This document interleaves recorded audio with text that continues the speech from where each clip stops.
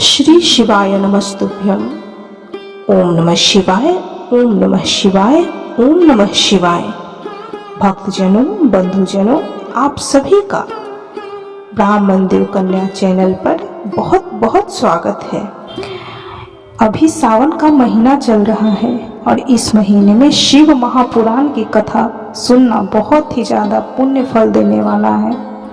तो भक्तजनों, आपके मन में जो भी कामना हो, जो भी मनोकामना हो, जो भी इच्छा हो, उन सभी इच्छाओं को भगवान शंकर का नाम लेकर इस कथा को सुने, आपकी सभी मनोकामनाएं पूर्ण होगी। श्री रुद्र संहिता खंड का श्रवण करेंगे। तो चलिए कथा प्रारंभ करते हैं। सूत जी बोले, हे ऋषियों, एक समय की बात है। ब्रह्मा पुत्र नारद जी हिमालय पर्वत की एक गुफा में बहुत दिनों से तपस्या कर रहे थे। उन्होंने दृढ़ता पूर्वक समाधि लगाई थी और तप करने लगे थे। उनके उग्र तप का समाचार पाकर देवराज इंद्र कांप उठे। उन्होंने सोचा कि नारद मुनि मेरे स्वर्ग लोक के राज्य को छीनना चाहते हैं। यह ख्याल आते ही इंद्र ने उनकी तपस्या में विघ्न डालने की कोशिश की। उन्होंने कामदेव को बुलाया और कहने लगे, हे कामदेव, तुम मेरे परम मित्र एवं हितैषी हो। नारद मुनि हिमाचल पर्वत की गुफा में बैठकर तपस्या कर रहे हैं। कहीं ऐसा न हो कि वह वरदान में ब्रह्मा जी से मेरा स्वर्ग का राज ही मांग बैठे। अतः तुम वहां जाकर उसका तप भंग कर दो। यह आज्ञा पाकर कामदेव वसंत को साथ ले बड़ी गर्व से उस स्थान पर गए और अपनी सारी कलाएं रच डाली। कामदेव और वसंत के बहुत प्रयत्न करने पर भी नारद मुनि के मन में कोई विकार उत्पन्न नहीं हुआ। महादेव जी के अनुग्रह से उन दोनों कामदेव और वसंत का गर्व चूर्ण हो गया। ऐसा इसलिए हुआ क्योंकि महादेव जी की कृपा से नारद मुनि पर कामदेव का कोई प्रभाव नहीं पड़ा था। पहले उस आश्रम में भगवान शिव ने भी तपस्या की थी। उसी स्थान पर उन्होंने ऋषि मुनियों की तपस्या का नाश करने वाले कामदेव को भस्म कर डाला था। कामदेव को भस्म देखकर उनकी पत्नी रति ने बिलखते हुए भगवान शंकर से उन्हें जीवित करने की प्रार्थना की तथा सभी देवता भी शिव जी से प्रार्थना करने लगे। तो भगवान महादेव जी ने कहा था कि कुछ समय पश्चात कामदेव स्वयं जीवित हो जाएंगे।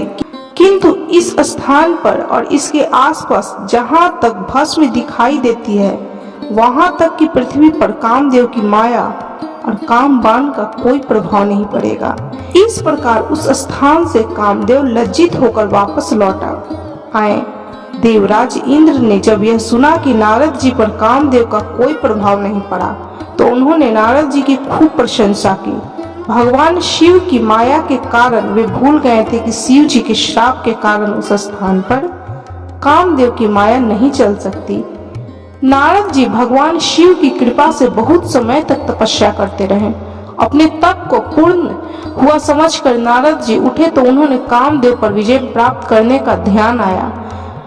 तब उन्हें मन ही मन इस बात का घमंड हुआ कि उन्होंने कामदेव पर विजय प्राप्त कर ली है। इस प्रकार अभिमान से उनका ज्ञान नष्ट हो गया। वे यह समझ नहीं सके कि कामदेव के पराजित होने में भगवान शंकर की ही माया थी। तब वे अपनी काम विजय की कथा सुनाने के लिए शीघ्र ही कैलाश पर्वत पर जा पहुंचे और भगवान शिव को नमस्कार करके अपनी तपस्या की सफलता का समाचार तथा कामदेव पर विजय प्राप्त करने का समाचार कह सुनाया। यह सब सुनकर महादेव जी ने नारद मुनि की बहुत प्रशंसा करते हुए कहा, हे नारद जी, आप परम धन्य हैं, परंतु मेरी एक बात याद रखना कि यह समाचार किसी अन्य देवता को मत सुनाना, विशेषकर भगवान विष्णु से तो इस बात को कदापि न कहना। यह वृत्तांत सबसे छिपाकर रखने योग्य है। तुम मेरे प्रिय हो, इसलिए मैं तुम्हें यह आज्ञा देता हूँ कि यह बात किसी के सामने प्रकट मत करना। परंतु वे तो शिव की माया से मोहित हो चुके थे, इसलिए उनकी दी शिक्षा को ध्यान में न रखते हुए वे ब्रह्मा लोक चले गए। वहां ब्रह्मा जी को नमस्कार कर बोले, मैंने अपने तपोबल से कामदेव को जीत लिया है। यह सुनकर ब्रह्मा जी ने भगवान शिव के चरणों का चिंतन करके सारा कारण जान लिया तथा अपने पुत्र नारद को यह सब किसी और से कहने के लिए मना किया। नारद जी के मन में अभिमान के अंकुर उत्पन्न हो गए थे, जिसके फलस्वरूप उनकी बुद्धि नष्ट हो गई थी। वे तो तुरंत विष्णु लोक पहुंचकर भगवान श्री हरि विष्णु को यह सारा किस्सा सुनाना चाहते थे। अतः शीघ्र ही वे ब्रह्मा लोक से चल दिए। नारद मुनि को आते देखकर भगवान विष्णु सिंहासन से उठ खड़े हुए। उन्होंने नारद जी को गले लगा लिया और आदर सहित आसन पर बैठाया। भगवान शिव के चरणों का स्मरण करके भगवान विष्णु ने नारद जी से पूछा, नारद जी आप कहाँ से आ रहे हैं और इस लोक में आपका शुभागमन किस लिए हुआ है? यह सुनकर नारद जी ने अहंकार सहित अपने तप के पूर्ण होने पर एवं कामदेव पर विजय प्राप्त करने का समस्त हाल उन्हें कह सुनाया। भगवान विष्णु काम के विजय के असली कारण को समझ चुके थे। वे नारद जी से बोले कि हे नारद जी, आपकी कीर्ति एवं निर्मल बुद्धि धन्य है। काम क्रोध एवं लोभ मोह उन मनुष्यों को पीड़ित करते हैं जो भक्तिहीन हैं। आप तो ज्ञान वैराग्य से युक्त एवं ब्रह्मचारी हैं, फिर भला यह काम आपका क्या बिगाड़ सकता है? देव ऋषि नारद बोले कि हे भगवान, यह सब आपकी कृपा का ही फल है। आपकी कृपा के आगे कामदेव की क्या सामर्थ्य है जो मेरा कुछ बिगाड़ सके? मैं तो सदा ही निर्भर हूँ। इतना कहकर नारद जी विष्णु भगवान को नमस्कार कर वहां से चल दिए। सूत जी बोले कि महर्षियों, नारद जी के चले जाने पर शिव जी की इच्छा से विष्णु भगवान ने एक अद्भुत माया रची। उन्होंने जिस ओर नारद जी जा रहे थे वहां एक सुंदर नगर बना दिया। वह नगर बैकुंठ लोक से भी अधिक रमणीय थी। वहां बहुत से विहार स्थल थे। उस नगर के राजा का नाम शील निधि था। उस राजा की एक बहुत सुंदर कन्या थी। उन्होंने अपनी पुत्री के लिए स्वयंवर का आयोजन किया था। उनकी कन्या का वरण करने के लिए उत्सुक बहुत से राजकुमार पधारे थे। जब वहां शील निधि ने नारद जी को आते देखा तो उन्हें सादर प्रणाम करके स्वर्ण सिंहासन पर बैठाकर उनकी पूजा की। फिर अपनी देव सुंदरी कन्या को बुलाया, जिसने महर्षि के चरणों में प्रणाम किया। नारद जी से उसका परिचय कराते हुए शील निधि ने निवेदन किया कि महर्षि, यह मेरी पुत्री श्रीमती है। इसके स्वयंवर का आयोजन किया गया है। इस कन्या के गुण दोषों को बताने में कृपा कीजिए। राजा के ऐसे वचन सुनकर नारद जी बोले, राजन, आपकी कन्या साक्षात लक्ष्मी है। इसका भावी पति भगवान शिव के समान वैभवशाली, त्रिलोक विजयी, वीर तथा कामदेव को भी जीतने वाला होगा। ऐसा कहकर नारद मुनि वहां से चल दिए। शिव की माया के कारण वे काम के वशीभूत हो सोचने लगे कि राजकुमारी को कैसे प्राप्त करो। स्वयंवर में आए सुंदर एवं वैभवशाली राजाओं को छोड़कर भला यह मेरा वरण कैसे करेगी? वे सोचने लगे कि नारियों को सौंदर्य बहुत प्रिय होता है। सौंदर्य को देखकर ही श्रीमती मेरा वरण कर सकती है। ऐसा विचार कर नारद जी फिर विष्णु लोक में जा पहुंचे और उन्हें राजा शील निधि की कन्या के स्वयंवर के बारे में बताया। उस कन्या के साथ विवाह करने की इच्छा व्यक्त की। उन्होंने भगवान विष्णु से प्रार्थना की कि वे अपना रूप उन्हें प्रदान करें ताकि श्रीमती उन्हें ही वरण करे। सूत जी कहते हैं कि महर्षियों, नारद मुनि की ऐसी बात सुनकर भगवान मधुसूदन हंस पड़े और भगवान शंकर के प्रभाव का अनुभव करके उन्होंने इस प्रकार उत्तर दिया। भगवान विष्णु जी बोले कि हे नारद, वहां आप अवश्य जाइए। मैं आपका हित उसी प्रकार करूंगा जिस प्रकार पीड़ित व्यक्ति का श्रेष्ठ वैद्य करता है, क्योंकि तुम मुझे विशेष प्रिय हो। ऐसा कहकर भगवान विष्णु ने नारद मुनि को वानर का मुख दिया तथा शेष अंगों को अपना मनोहर रूप प्रदान कर दिया। तब नारद जी अत्यंत प्रसन्न होते हुए अपने आप को परम सुंदर समझकर शीघ्र ही स्वयंवर में आ गए और उस राज्य सभा में जा बैठे। उस सभा में रुद्रगण ब्राह्मण के रूप में बैठे हुए थे। नारद जी का वानर रूप केवल कन्या और रुद्रगणों को ही दिखाई दे रहा था। बाकी सबको नारद जी का वास्तविक रूप ही दिखाई दे रहा था। नारद जी मन ही मन प्रसन्न होते हुए श्रीमती की प्रतीक्षा कर रहे थे। हे ऋषियों, वह कन्या हाथ में जयमाला लिए अपनी सखियों के साथ स्वयंवर में आई। उसके हाथों में सोने की सुंदर माला थी। वह शुभ लक्षणा राजकुमारी लक्ष्मी के समान अपूर्व शोभा पा रही थी। नारद मुनि का भगवान विष्णु जैसा शरीर और वानर जैसा मुख देख वह कुपित हो गई और उनकी ओर से दृष्टि हटाकर मनोवांछित वर की तलाश में आगे चली गई। सभा में अपने मन पसंद वर को न पाकर वह उदास हो गई। उसने किसी के भी गले में वरमाला नहीं डाली। तभी भगवान विष्णु राजा की वेशभूषा धारण कर वहां आ पहुंचे। विष्णु जी को देखते ही उस परम सुंदरी ने उनके गले में वरमाला डाल दी। विष्णु जी राजकुमारी को साथ लेकर तुरंत अपने लोक को चले गए। यह देखकर नारद जी विचलित हो गए।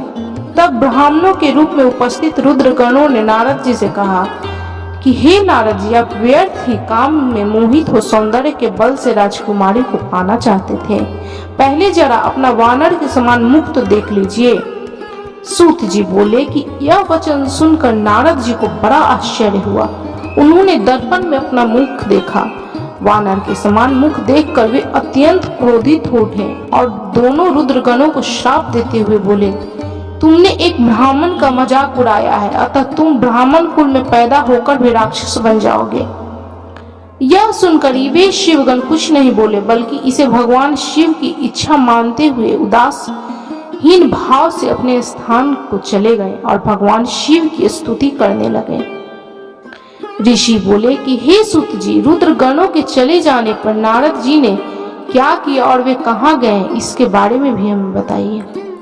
सूत जी बोले कि हे ऋषियों, माया से मोहित नारद जी उन दोनों शिवगणों को श्राप देकर मोहवश कुछ न जान सके। तत्पश्चात क्रोधित होते हुए वे तालाब के पास पहुंचे और वहां जल में पुनः अपनी परछाई देखी तो फिर वानर जैसी आकृति दिखाई दी। उसे देखकर नारद जी को और अधिक क्रोध चढ़ा आया। वे सीधे विष्णु लोक की ओर चले गए। वहां पहुंचकर भगवान विष्णु से बोले, हे श्रीहरि, तुम बड़े दुष्ट हो। अपने कपट से विश्व को मोहने वाले तुम दूसरों को सुखी होता नहीं देख सकते। तभी तो तुमने सागर मंथन के समय मोहिनी का रूप धारण कर दैत्यों से अमृत का कलश छीन लिया था और उन्हें अमृत की जगह मदिरा पिलाकर पागल बना दिया था। यदि उस समय भगवान शंकर दया करके विष को न पीते तो तुम्हारा सारा कपट प्रकट हो जाता। तुम्हें कपट पूर्ण चालें अधिक प्रिय हैं। भगवान महादेव जी ने ब्राह्मणों को सर्वोपरि बताया है। आज तुम्हें मैं ऐसी सीख दूंगा जिससे तुम फिर कभी कहीं भी ऐसा कार्य नहीं कर सकोगे। अब तक तुम्हारा किसी शक्तिशाली मनुष्य से पाला नहीं पड़ा है, इसलिए तुम निडर बने हुए हो, परंतु अब तुम्हें तुम्हारी करनी का पूरा फल मिलेगा। माया मोहित नारद जी क्रोध से क्षीण थे। वे भगवान श्री हरि विष्णु को श्राप देते हुए बोले कि विष्णु, तुमने स्त्री के लिए मुझे व्याकुल किया है। तुम सभी को मोह में डालते हो। तुमने राजा का रूप धारण करके मुझसे छला था, इसलिए मैं तुम्हें श्राप देता हूँ कि तुम्हारे जिस रूप ने कपट पूर्वक मुझे छला है, तुम्हें वही रूप मिले।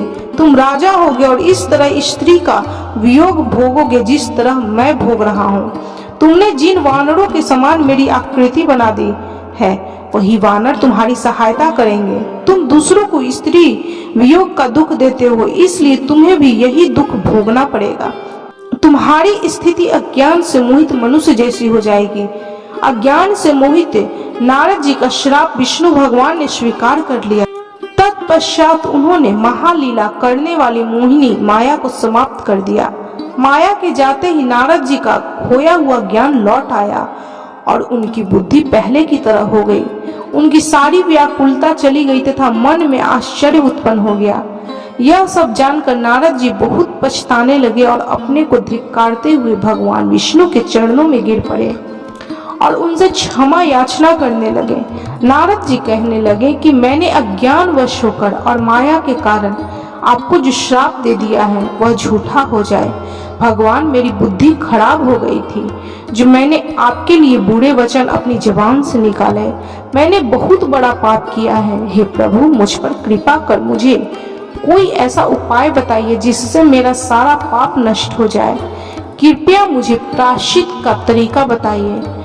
तब श्री हरि विष्णु जी ने उठकर मधुर वाणी में कहा कि हे महर्षि, आप दुखी ना हो, आप मेरे श्रेष्ठ भक्त हैं, इसमें कोई संदेह नहीं है।